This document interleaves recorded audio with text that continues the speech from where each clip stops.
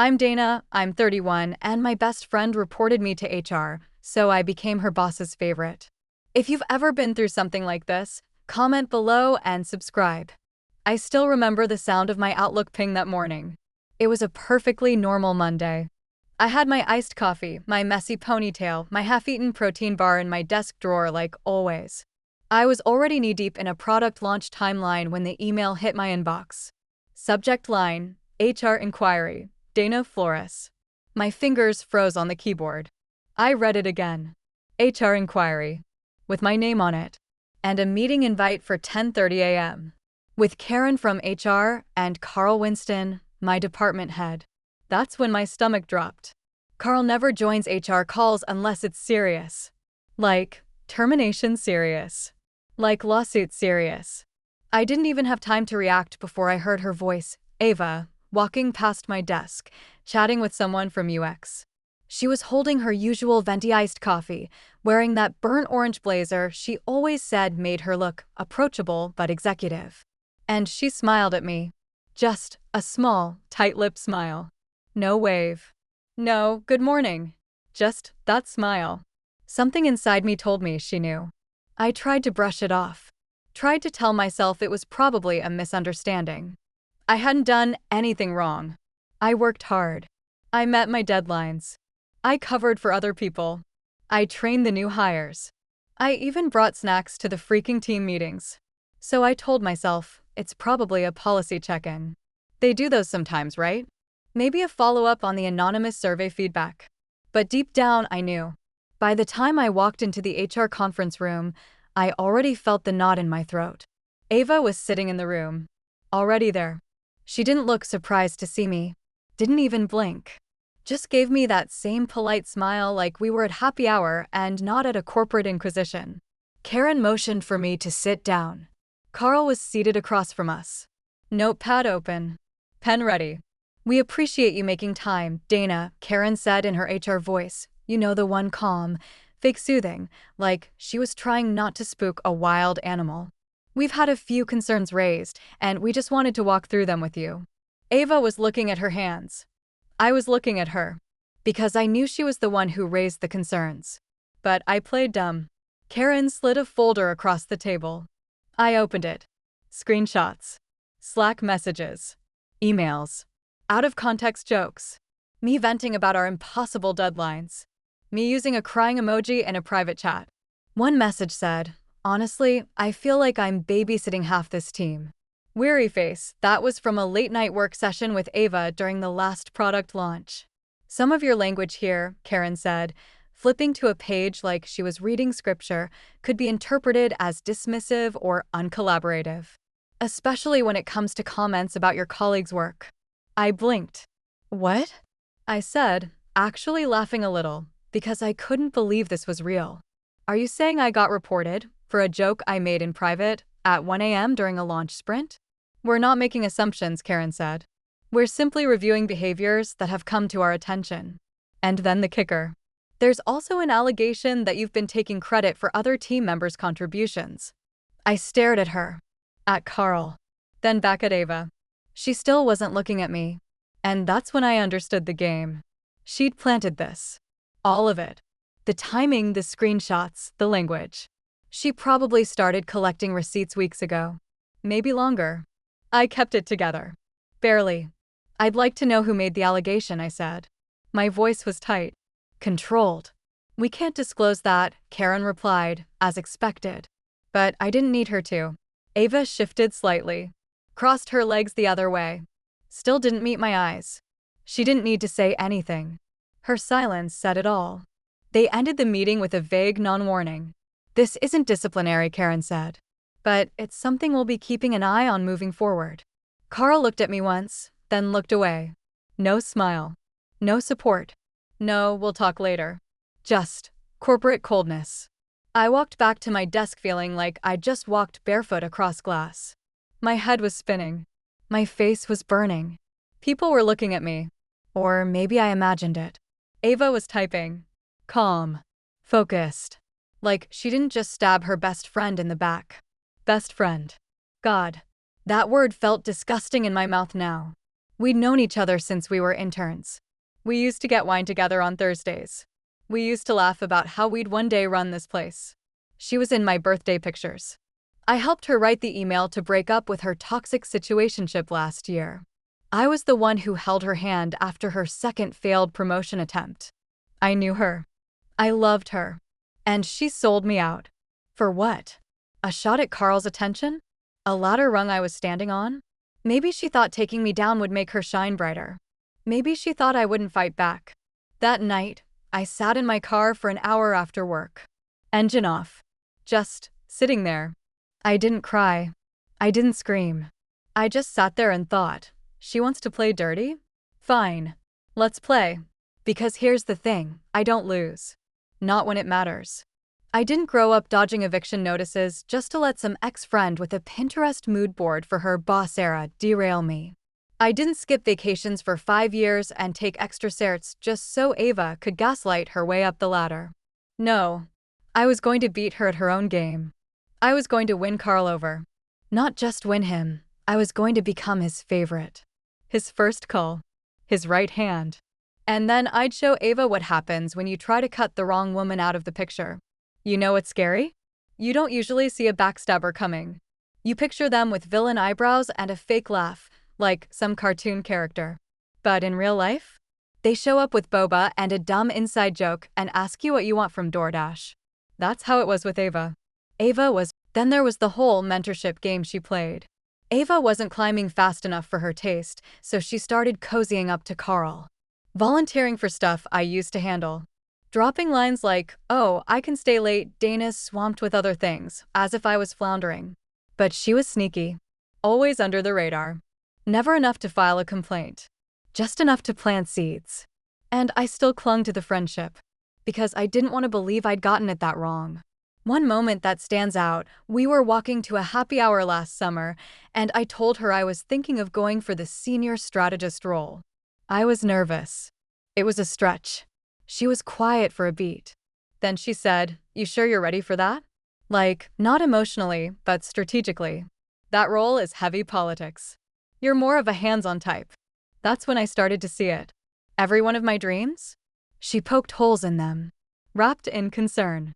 Framed as real talk. But it was never about helping me. It was about keeping me small. Still, I held on.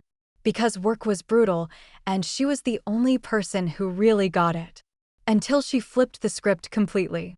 And it happened so subtly, I almost missed the setup. Last fall, Ava got passed over for a promotion again, this time to project lead. She was crushed. I took her out for dumplings, paid for everything, told her she was brilliant, that it just wasn't the right timing. She thanked me. Even cried a little. And then, 2 weeks later, Carl promoted me to a temp team lead role for a short-term project. Ava never said congrats. Never mentioned it at all. In fact, she started ignoring me. Little by little. Replying to messages late. Opting out of coffee runs. Pretending she didn't hear me speak up during stand-ups. Then came the sabotage. I'd written this huge rollout plan for a new client. It was smart, clean, tested. Ava offered to give it a once-over. The next day, Carl called me into his office. "I'm confused about this deck," he said. "The numbers don't add up." Ava said she noticed inconsistencies. I felt like the floor dropped out from under me. I checked the deck later. She had edited the spreadsheet wrongly and saved over the original. When I asked her about it, she said, "Oh no, I thought you approved the changes." Sorry if I overstepped. That night, I didn't sleep. Something inside me cracked. Because I realized she wasn't my friend anymore. She was my competition. And worse, she was playing dirty. But the betrayal wasn't complete until I heard the rumor. A colleague from finance, Marla, pulled me aside at the holiday party. "I thought it was weird that Ava said you'd been cutting her out of projects," she said, wide-eyed. "I mean, you two were always tight." I stared at her. "She what?" "She told a few people that you've been blocking her from Carl. Like, preventing her from advancing. But she said she didn't want to make it a thing. That was her play. That's why she turned cold. She was setting the stage. Framing me as the villain. So when she finally reported me to HR, when I got blindsided by those screenshots and complaints, No one would question it, because she'd been quietly poisoning the water for months. I don't remember the Uber ride home that night. I just remember getting in my apartment, locking the door, and dropping my bag like it weighed 100 pounds. I curled up on the couch and thought, how did I not see this coming? But here's the thing. Now that I had seen it, I wasn't going to shrink. I wasn't going to cry in a bathroom stall or avoid eye contact or wait for HR to monitor the situation. I was going to get strategic. She wanted to climb? Cool. Let her climb. But I was going to fly. Because I had something she didn't: actual talent, real respect, and the ability to make moves without needing to destroy someone else to do it. And most importantly, I wasn't afraid to play her game. Better than she ever could. There's something surreal about sitting in an office full of people who don't know you're one meeting away from losing everything. That's what it felt like the day after the HR ambush. I sat at my desk with my little space heater on low, fingers poised over my keyboard, pretending to focus. Pretending not to notice the weird glances from 2 cubicles over. Pretending not to hear the sudden hush that came over the office kitchen when I walked in for coffee. You think you're being paranoid.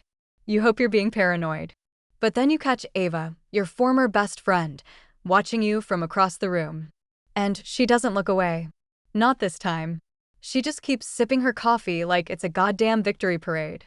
That's when I knew she wasn't done. Reporting me to HR hadn't been enough for her. She wanted more. She wanted me erased. And for a second, I almost gave it to her. That whole week, I second-guessed everything I said. Every Slack message. Every word in a meeting. I stopped speaking unless I absolutely had to.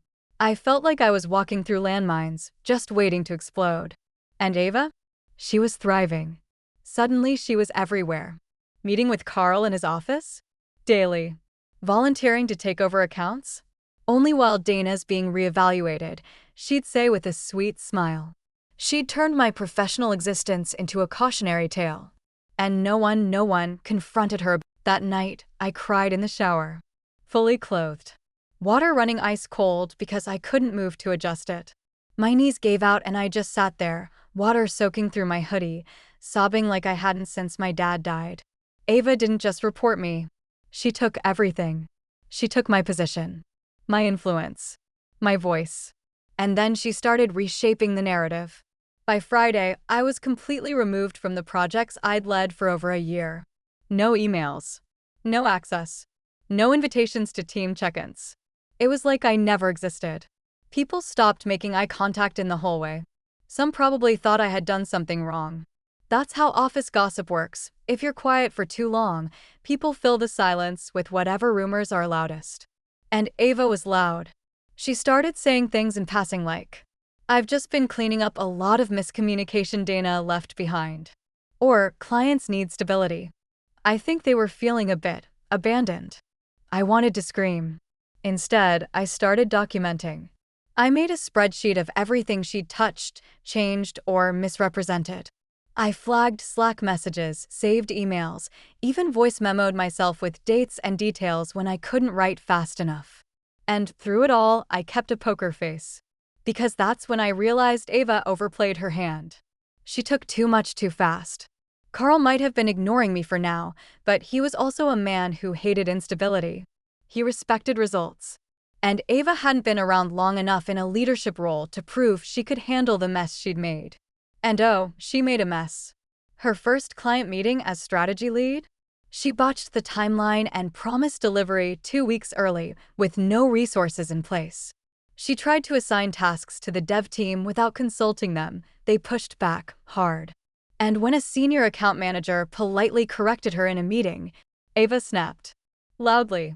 She said, and I quote, "Maybe if everyone actually did their job, I wouldn't have to micromanage." Dead silence. It wasn't a blow-up. It wasn't even a scandal. But it was enough. A crack. And I watched it grow. That weekend, I got a call. Unknown number. It was Carl. "Can we talk Monday?" he asked. I said yes. Hung up. Then I screamed into a pillow so loud my neighbor texted me asking if I was watching horror movies. When Monday came, I walked into Carl's office at 8:58 a.m., 2 minutes early, like always. He looked tired. He didn't offer a seat. just leaned against his desk. I don't know what happened between you and Ava, he said, but this isn't working. He meant her. I stayed quiet. She's talented, he continued, but she's not stable. Translation: she burned bridges faster than she could build them. Then he looked at me, really looked at me for the first time in weeks. You were steady, reliable, respected. Past tense. I let the word hang in the air. Are you offering me the role back? I asked. Carl exhaled. No, not yet. Of course not. But I'm watching, he said. And if you can keep your head down and show me this wasn't personal, that you're still the same Dana who held this place together last year. He trailed off. I got the message. Ava wasn't going to last. Not because of me. Because of herself. All I had to do was survive long enough for her to implode. And that? I could do. Because no matter how hard she tried to bury me, I wasn't going anywhere. You ever sit in your car after work, keys still in the ignition, and wonder if you're about to make the worst decision of your life, or finally save yourself? That was me. On a Tuesday. In December. It was 6:37 p.m. The sun was long gone, and the inside of my car was the kind of cold that sinks into your bones no matter how many times you crank the heat. I had my resignation email drafted on my phone. Just sitting there. Ready to go. No dramatic goodbye. Just, thanks for the opportunity. I'm resigning effective Friday. My thumb hovered over send for a full 10 minutes. And you know what I felt? Not fear. Not even anger. Just numb. I was so worn down I couldn't tell what was worse, staying in that building with Ava one more day, or walking away from everything I'd built over 5 years. I felt erased. And it wasn't just about the job anymore. It was about how easily I'd let someone make me feel small. How fast I'd shrunk myself trying to survive her sabotage. Every time I walked into the office, I felt like an echo of who I used to be. The Dana that cracked jokes in meetings, who took interns under her wing, who stayed late with the dev team to troubleshoot launches, that version of me had gone quiet. Gone flat. Replaced by someone who counted her words, who second-guessed every message, every smile, every silence. Ava had broken something in me, and I was this close to letting her win. I didn't even notice I was crying until I saw the mascara stains on my fingers. That's when I put my phone down. I didn't send the email. I just sat in silence. And for the first time in weeks, I thought about what I wanted. Not what Ava wanted. Not what Carl might allow. Me. And this voice in my head, soft, tired, but clear, said, this isn't where your story ends. That night, I did something different. I didn't stay up rereading work emails. I didn't spiral into Slack messages or search Glassdoor or obsess over what people were saying behind my back. Instead, I opened a blank Google Doc and made a list. A simple one. What I know for sure. And I filled it with everything I was proud of. I helped launch 3 successful client campaigns in 2 years. I trained 4 junior strategists who now outranked me. I got invited to present at last year's industry panel, the only non-manager on the roster. I saved 2 accounts from walking with nothing but calm negotiation and a damn good deck. It wasn't about proving anything to Ava. Or even Carl. It was about remembering who the hell I was before she tried. I just closed Slack, took a sip of water, and kept working on the recovery plan. Because here's the thing no one tells you about revenge. Sometimes you don't have to plot it. You just have to survive long enough for the other person's lies to catch up with them. The following week, Carl called me into his office. I've seen what you've been doing, he said. I don't want to jump the gun on roles, but I'd like you to take lead on 2 of the accounts Ava's been struggling with. I nodded. Temporarily. He smirked. For now. It wasn't a full comeback. Not yet. But it was the turn. And Ava knew it. Because when I passed her in the hallway later that day, she didn't look smug. She looked scared. That's when I realized she wasn't strong. She was fragile. She didn't get what she wanted through confidence or talent. She got it through manipulation, whispers, and smoke. But now the smoke was clearing. And I was still standing. You want to know the moment everything shifted? It wasn't when Carl gave me back the clients. It wasn't even when Ava cracked in the stairwell. It was a Thursday afternoon.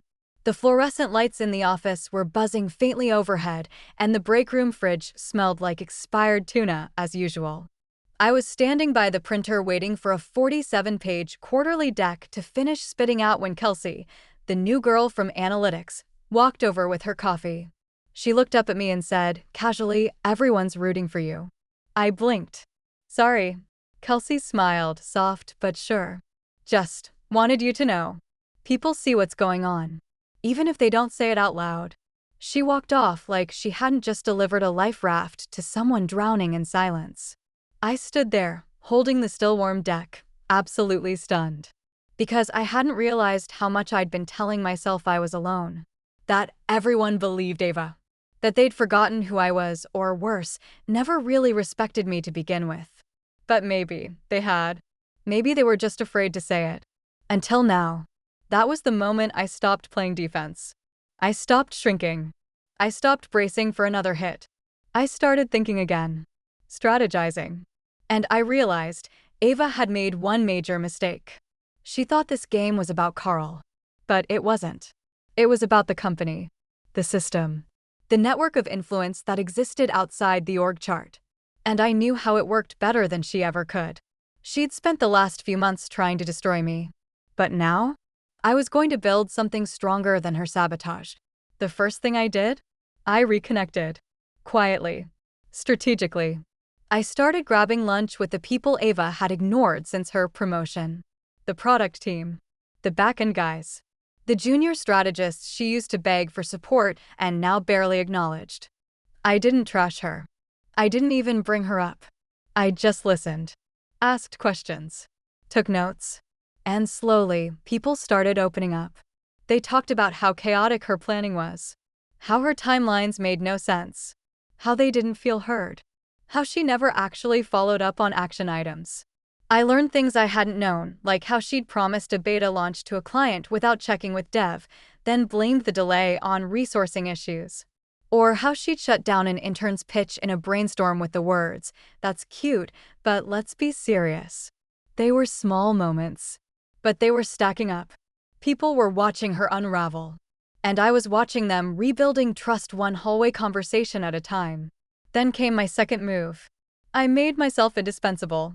While Ava was busy trying to control every narrative, I quietly built a cross-department knowledge base. It started as a Notion page with documentation for one client. Then another. Then timelines. Budgets. Workflow templates. Soon, junior staff were asking me if they could contribute. Within 2 weeks, I had 14 contributors and a weekly update email that Carl himself subscribed to. No one assigned me to do it. But everyone relied on it. And Ava? She didn't even know it existed. Because she was too busy trying to shine.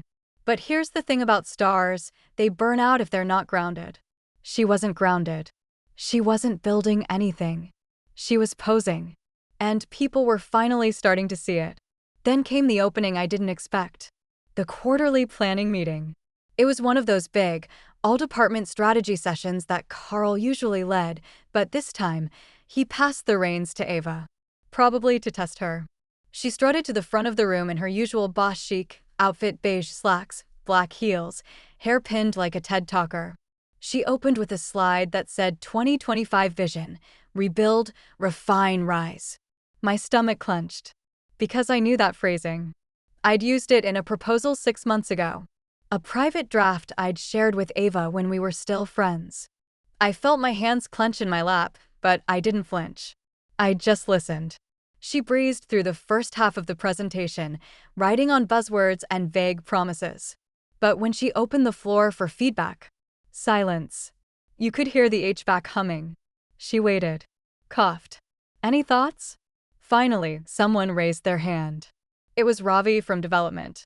Just wondering, what metrics are you using to define the refine phase? He asked. Ava blinked. Oh, we'll finalize those next quarter. A pause. Then another hand. Do we have a breakdown by vertical? Asked Jamal from accounts. Because some of us are still dealing with fallout from last quarter's reshuffle. Ava fumbled again. She answered, technically, but it was hollow. Unanchored. The meeting limped forward. Ended early. People filed out slowly, eyes down, murmuring. Later that day, I got a message from Carl. Carl, hey, can you swing by my office? I walked in. He didn't say much. Just looked at me and asked, what would your vision for Q1 look like? I didn't even pause. I'll have a draft by tomorrow. And I did. My pitch wasn't flashy. It was clear. Specific targets. Timeline phases. Accountability breakdowns. Each department's role. A budget plan built in collaboration with finance. A hiring recommendation for support roles we actually needed. I didn't just pitch ideas. I pitched execution. And Carl? He nodded through the whole thing.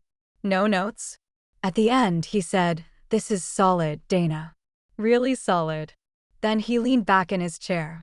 I'm giving Ava a chance to course correct. But be ready. He didn't say what that meant. He didn't need to. Over the next few weeks, Ava got louder. You know that phase right before someone gets fired or reassigned. They start micromanaging, overcompensating, blaming other people. That's where she was. She'd walk by people's desks asking if they got the memo she never sent. She'd show up to meetings late, interrupt, circle back to off-topic slides like it made her seem powerful. People started avoiding her, even the ones who used to laugh at her jokes. It wasn't that she was a bad worker. She was just exposed now. And when people stop believing the myth, the empire crumbles. And through it all, I stayed steady.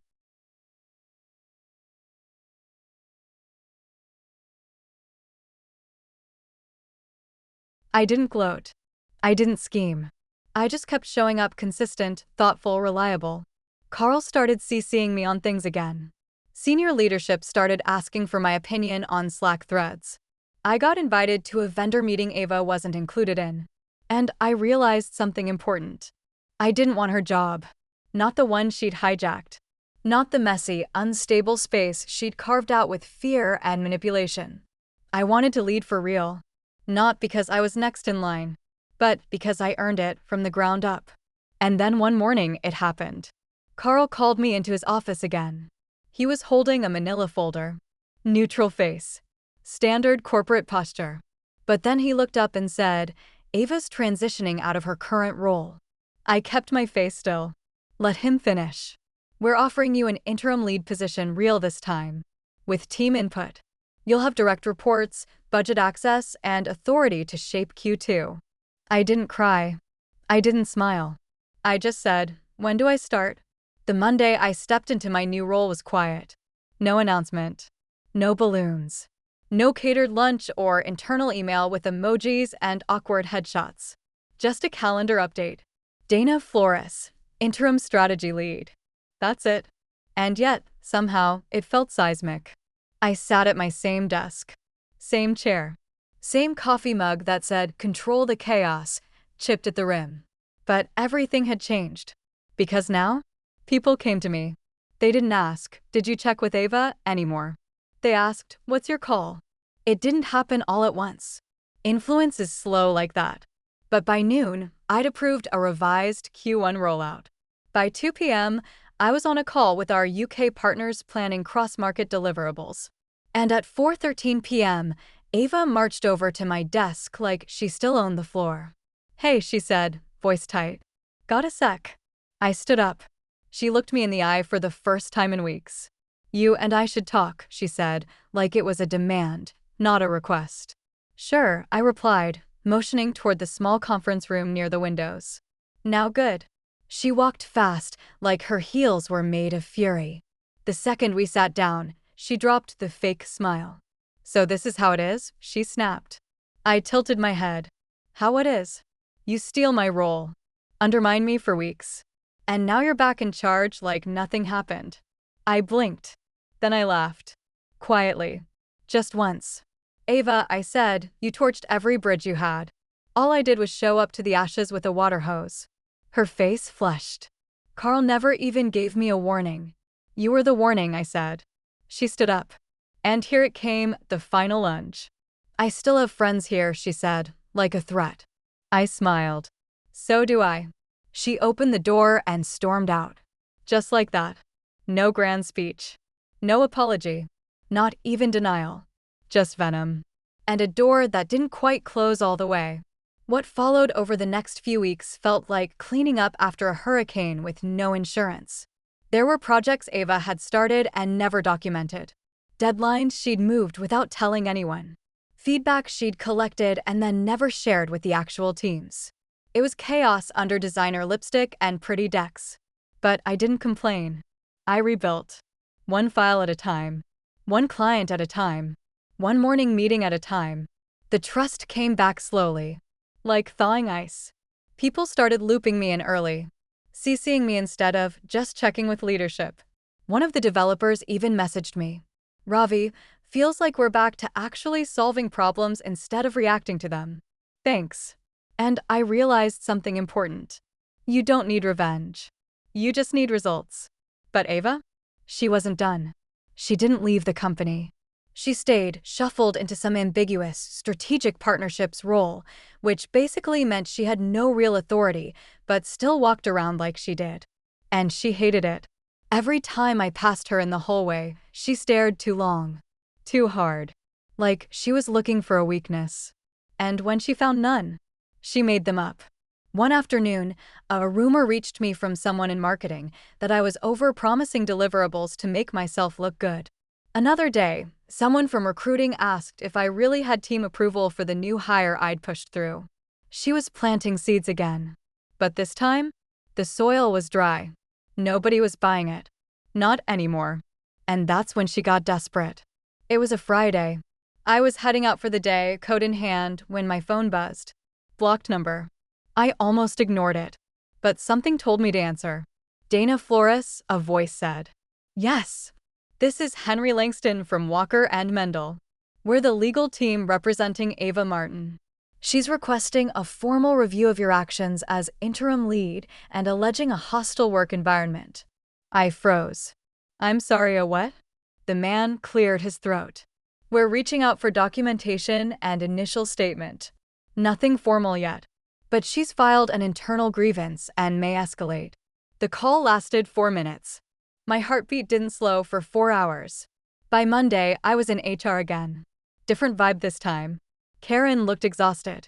She handed me a folder and said, "This isn't going to go anywhere. But we have to process it." I flipped through the papers. Accusations that I'd sabotaged Ava's work. That I'd excluded her from meetings intentionally. That I'd gathered allies to push her out. There was even a line that said I'd weaponized my reputation. I wanted to scream, but I didn't. Because here's the thing. I'd been documenting everything. Emails, agendas, invite lists, performance reports, even Slack messages. I'd built my case brick by brick without even knowing it. By the end of the week, HR dropped the review entirely.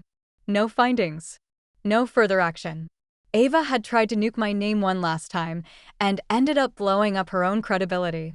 After that, people stopped talking to her altogether. She stopped coming to team events. Stopped showing up to strategy meetings. Eventually, she transferred departments entirely. Still at the company, technically, but invisible. Exactly what she tried to make me.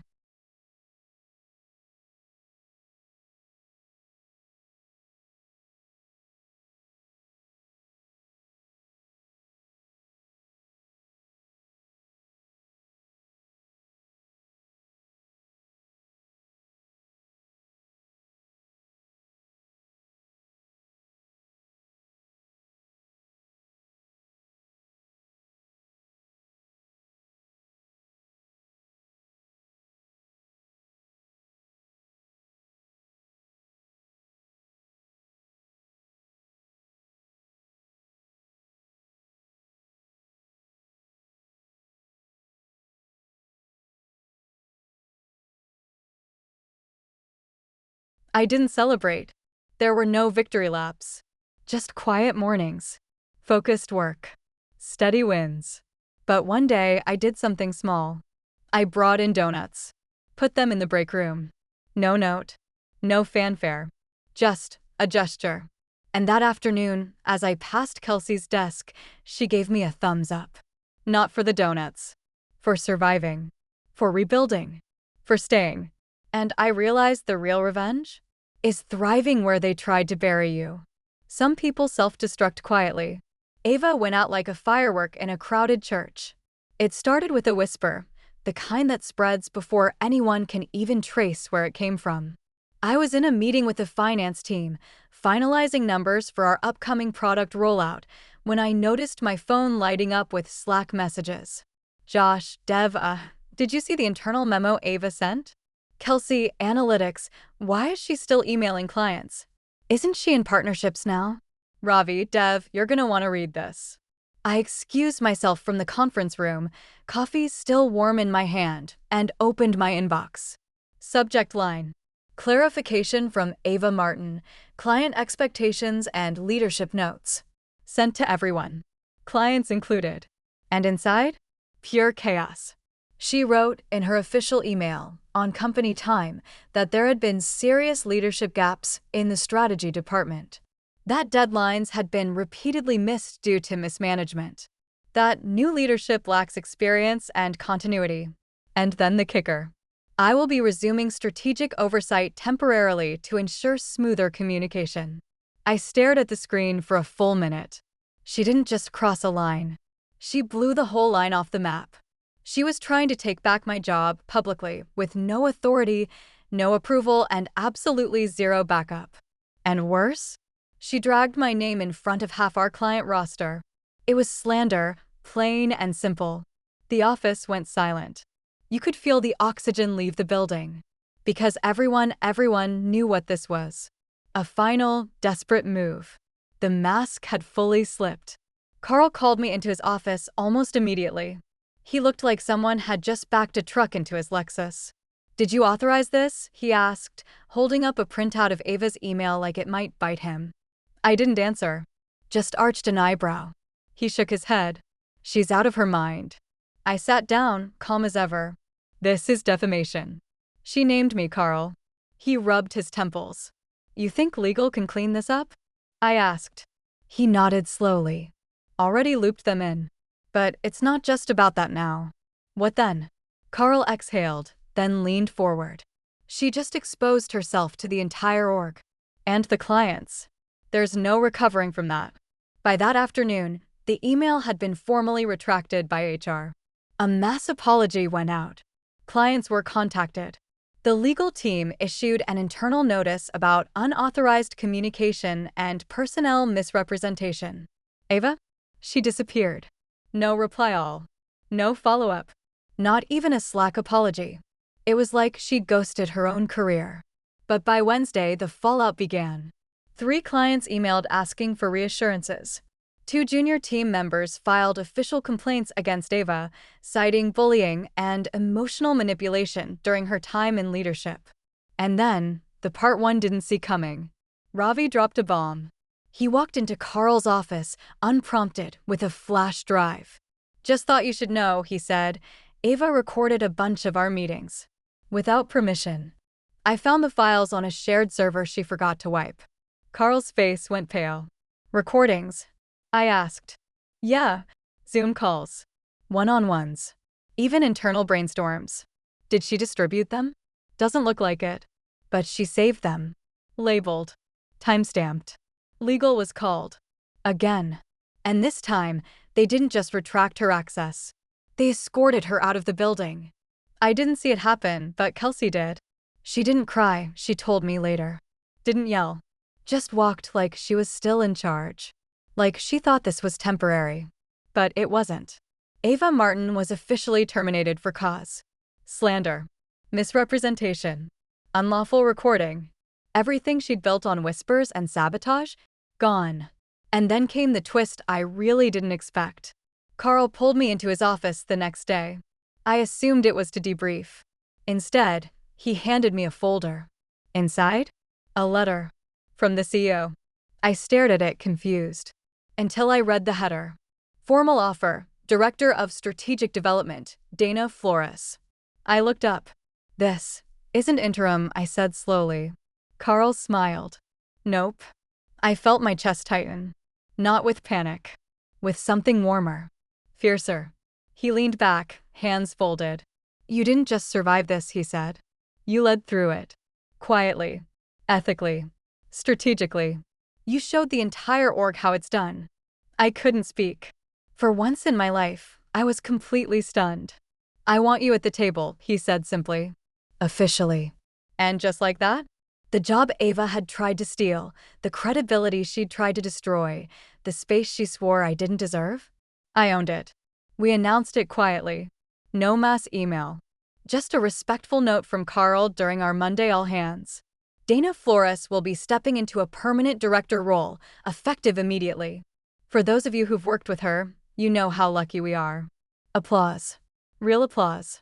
And afterward, people came up to me, one by one. Josh gave me a fist bump. Ravi said, about time. Even Marla from finance, who never compliments anyone, brought me a coffee and said, knew you'd outlast the nonsense. But the moment that meant the most? Kelsey hugged me in the hallway. Hey, she whispered, everyone's rooting for you. Again. Like she had months ago. Only this time, it wasn't just hope. It was truth. A few weeks later, I got a LinkedIn request. Ava. No message. No note. Just the cold, pixelated hand of someone trying to remind me she still existed. I didn't accept. I didn't block her either. I just let her hang there in limbo, a silent symbol of everything she could have been, because trauma doesn't clock out when the villain exits stage left. It lingers. Quietly. I remember sitting in my car one morning, coat on, engine running, and just not moving. Not crying. Not panicking. Just staring at my reflection in the windshield. Thinking, why do I still feel like I'm in danger? And the answer? Because I'd been at war. For months, I'd been fighting silently. Walking on eggshells. Protecting my job, my name, my sanity. And now the war was over, but my body didn't know it yet. People kept asking if I was okay. Colleagues. Friends. Even Carl, who awkwardly checked in during our one-on-one like he was reading off a script from HR. And I kept saying yes. Yeah, I'm good. Feeling better every day. It's all behind me now. But that wasn't the truth. The truth? I was exhausted in ways I didn't know how to describe. Not physically. Existentially. Every email I sent, I reread 4 times. Every decision I made, I second-guessed. Every time someone looked at me too long, I wondered, do they think I only got this role because she blew herself up? Imposter syndrome doesn't care how hard you worked or how much you earned it. It creeps in like smoke under the door. And some nights, when the office was empty and I stayed late fixing things Ava had broken, I'd find myself staring at the whiteboard and thinking, what if they're right? What if I'm not better, just safer? But then something happened. Something small, but powerful. It was a Thursday morning. I just wrapped up a call with our EU team and was heading to refill my coffee when I saw Kelsey in the break room. She was sitting on the counter, her usual perch, scrolling her phone. When she saw me, she smiled. You've changed. I raised an eyebrow. Is that a compliment or a warning? She laughed. A compliment. But, yeah, you're different. I leaned against the counter beside her.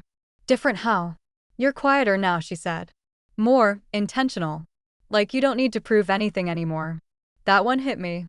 Because she was right. Before all this, I spent so much energy trying to be liked, trying to be enough, trying to stay ahead of Ava's games. But now, I didn't need to prove I could lead. I was leading. And the more I embraced that, the more everything started to settle. Around the same time, I started hearing whispers about Ava. Not from gossip, from LinkedIn updates, mutual connections, industry noise. She'd been rejected from 3 companies. Someone on her reference list had flagged HR issues. And the most brutal part? She posted a tone-deaf blog on Medium titled, Corporate Burnout, Why I Chose to Step Away from Strategy. I read it 3 times. Nowhere in it did she mention what happened. She painted herself as a misunderstood visionary. Blamed toxic environments and male-dominated systems, which, ironically, had nothing to do with her downfall. It was classic Ava, distort, deflect, disappear behind a narrative she could control. At first, I was furious. But then I realized she'd already lost. Because the only people who bought that story were strangers. The people who knew her, they knew the truth. And more importantly, so did I. One afternoon, About a month later, I took an actual lunch break, rare for me, and walked to the park down the block. I sat on a bench with a sandwich and no phone. Just air. Noise. Birds. People walking their dogs. It was the first time in years I felt truly off the clock. And as I sat there, I thought about the version of myself from 6 months ago. The one who nearly quit. Who sat in her car crying, feeling like her entire career was circling the drain. And I whispered out loud, so quiet only I could hear it, "You made it." And, just like that, something let go inside me. Not Ava. Not the pain. Not the betrayal. Me. I forgave myself for trusting the wrong person. I forgave myself for shrinking under pressure. I forgave myself for surviving instead of fighting until I was strong enough to fight. And it felt like breathing again. Back at the office, things kept getting better. The strategy team was thriving. We launched 2 successful campaigns ahead of schedule. We got a write-up in an industry blog. Even Carl seemed lighter, like the whole floor had gone from crisis mode to momentum. And one afternoon, in a leadership sync, he looked at me and said, "You've turned this department around. Not with flowers. Not with fanfare. Just fact." And I smiled. Because yeah, I did. The only unresolved thread was Ava. Not her presence. She was gone. But the ghost of her. The what-ifs. The damage. The fear she left behind. One night, I pulled out a journal I hadn't touched in months. On the first page, I wrote, "What did she teach me?" And I answered it honestly. How to spot insecurity wrapped in ambition. How easy it is to mistake competition for friendship. How silence can be louder than shouting. How power reveals character. How to trust my instincts always. But then I wrote something else. What did I teach me? And that list was longer. I can survive sabotage and still stand tall. I can lead without cruelty. I can rebuild faster than others can destroy. I don't need to scream to be heard. I am enough. Period. Some people spend their lives trying to take power from others. But the real win is creating power in yourself that no one can steal. Not with lies. Not with threats. Not even with an email blast to the entire client list. Ava tried to erase me.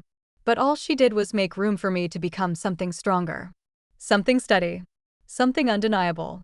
And in the end, that was all the revenge I ever needed. 6 months after Ava left, I finally stopped looking over my shoulder.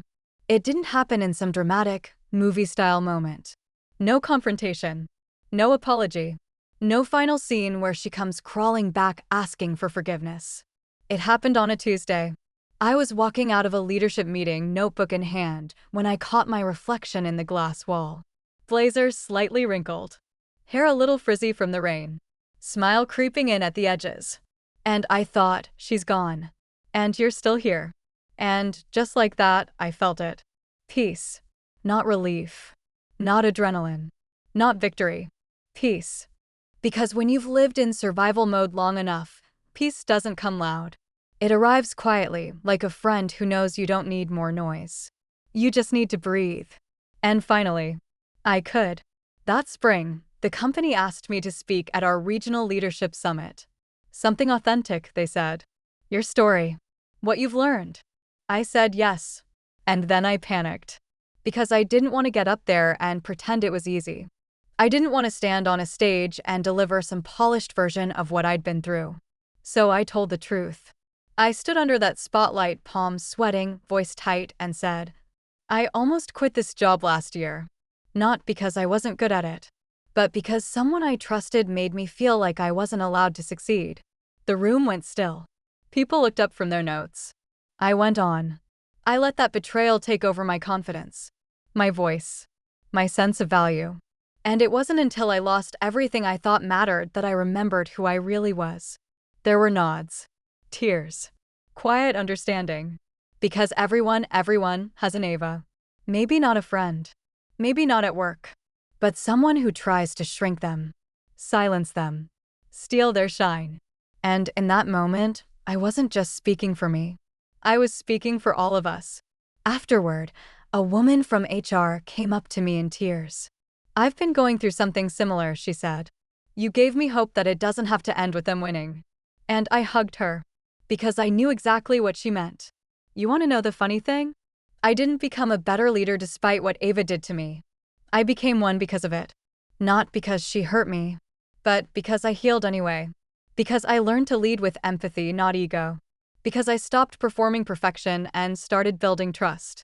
Because I learned that true strength isn't proving people wrong, it's proving yourself right, day after day, even when no one's watching. One afternoon that summer, I was walking through the city after work when I passed a small bookstore. Inside, in the self-help section, a familiar name caught my eye. Ava Martin. She'd self-published a book. Power, Presence, and Purpose: How to Take Up Space Without Apologizing. I laughed. Not because it was ridiculous, though, let's be honest, it kind of was, but because I finally saw it for what it was. She hadn't changed. She'd just shifted the spotlight. She wasn't interested in doing the work. She was still chasing the image.